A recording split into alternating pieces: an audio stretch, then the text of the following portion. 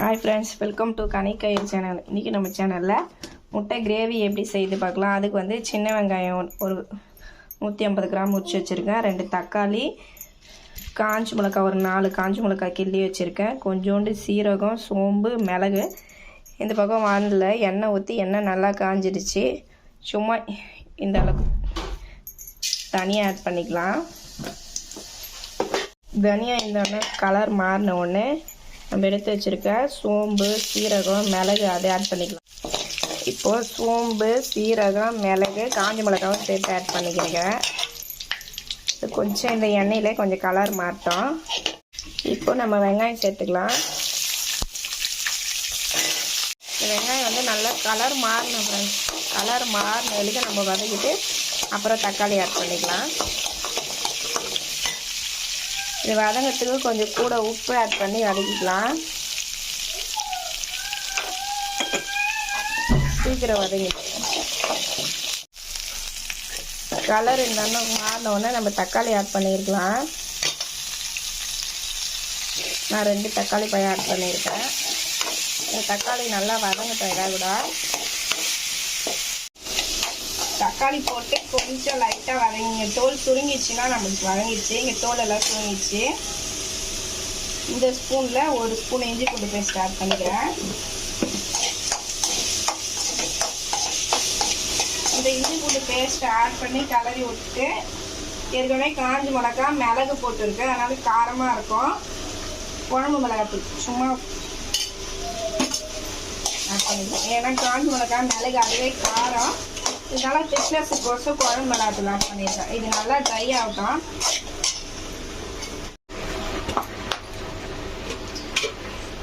இந்த இஞ்சி பூண்டு பேஸ்ட்டு மிளகாத்தூள் கொஞ்சம் பச்சை வாசனை போனோடனே, ஏன்னா மிளகாத்தூள் போட்டோடனே தீஞ்சிடும். நம்ம ஃபைனலாக தேங்காய் தேங்காய் சேர்த்துக்கிறேன் ஃப்ரெண்ட்ஸ். சும்மா இது வந்து இந்த சூப்லேயே நம்ம ட்ரையாக வதக்கணும். தேங்காய் வந்து ஈரப்பதம் இருக்கக்கூடாது.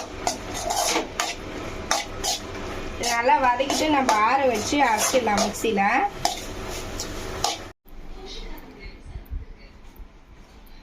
இப்போ நான் ஆற வச்சு மிக்சியில் அரைச்சிக்கிட்டேன். இந்த பக்கம் வந்து கடாயில் எண்ணெய் ஊற்றி எண்ணெய் நல்லா காஞ்சிருச்சு. ஒரு 4 லவங்கம், ஒரு 3 துண்டு பட்டை, ஒரு ஸ்டார் சேர்த்துக்கிறேன்.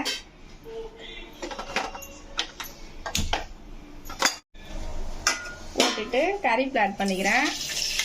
கறிவேப்பிலை ஆட் பண்ணோன்னா நான் அரைச்சி இந்த விழுதை ஏதாவது சேர்த்துக்கிறேன்.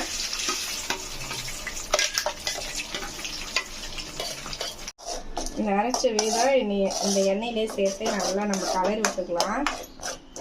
தண்ணி வந்து நான் மிக்ஸி கப் அரைச்சல அதிலே தண்ணி ஊற்றி நல்லா வாஷ் பண்ணி வச்சுருக்கேன்.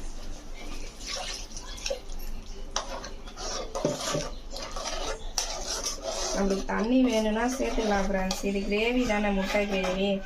அதனால் தண்ணி நான் திட்டமாக அந்த மிக்ஸி கப் அரைச்ச தண்ணி மட்டும் ஆட் பண்ணிக்கிறேன். இப்போ இந்த ஸ்டேஜில் நம்ம உப்பு ஆட் பண்ணிக்கலாம். வதக்கத்துக்கு மட்டும்தான் உப்பு சேர்த்தோம். குழம்புக்கு தேவையான உப்பு ஆட் பண்ணிக்கலாம். இது நல்லா கொதித்து இந்த எண்ணெய் மேலே வந்த உடனே தான் நம்ம முட்டை போடணும். எடுத்துப்படு, அங்கே மேலே எடுத்துப்படு. இங்கே பாருங்க ஃப்ரெண்ட்ஸ், நம்ம எவ்வளோ தண்ணி வச்சோம். தண்ணி எல்லாமே சுண்டி எண்ணெய் பாருங்க மேலே தெரிஞ்சு வந்துச்சு. இந்த ஸ்டேஜில் வேக வச்சு நான் லைட்டாக கூட பிரித்து வச்சுருக்கேன். முட்டை ஆட் பண்ணிக்கிறேன். தண்ணி வேணும் நம்மளுக்கு, குழம்பு அதிகமாக வேணும்னா இன்னும் கொஞ்சம் முன்னாடியே ஆட் பண்ணிக்கலாம் ஃப்ரெண்ட்ஸ். எனக்கு இந்த மாதிரி கிரேவி இருந்தால் போதும் அப்படின்றதுனால நான் இவ்வளோ இது ஆட் பண்ணுவேன்.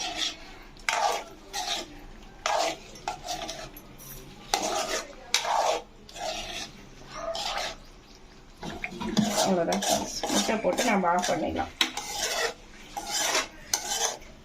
லாஸ்ட்டாக கொத்தமல்லி தேவை.